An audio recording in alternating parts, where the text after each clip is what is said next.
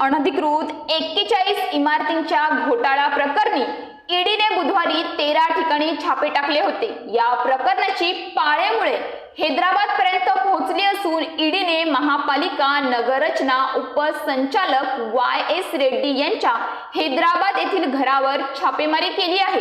या छापेमारीत 8 कोटी 6 लाख रुपयांची रोकड आणि 23 कोटी 25 लाख रुपये किमतीचे सोने आणि दागिने जप्त करण्यात आले आहेत। नालासोपारा येथील अनधिकृत 41 इमारती घोटाळा प्रकरणी ईडी मार्फत सध्या चौकशी करण्यात येत आहे। या इमारती नुकत्याच जमीनदोस्त करण्यात आल्या आहेत।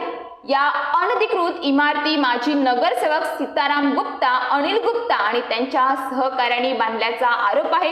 त्यामुळे मार्च महिन्यापासून ईडीने या प्रकरणाची चौकशी सुरू केली होती।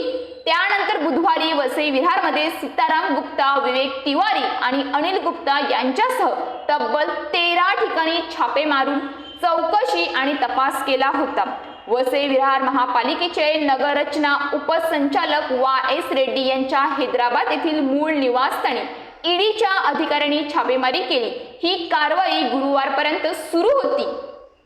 ईडीच्या या कारवाईत अंती रेड्डी यांच्या घरात 8 कोटी 6 लाख रुपयांची रोकड तसेच 23 कोटी 25 लाख रुपयांचे हिरे जडित दागिने आणि सोने सापडले आहेत। या व्यतिरिक्त विविध महत्त्वाची कागदपत्रे जप्त करण्यात आल्याची माहिती ईडीने प्रसिद्ध पत्राद्वारे दिली आहे।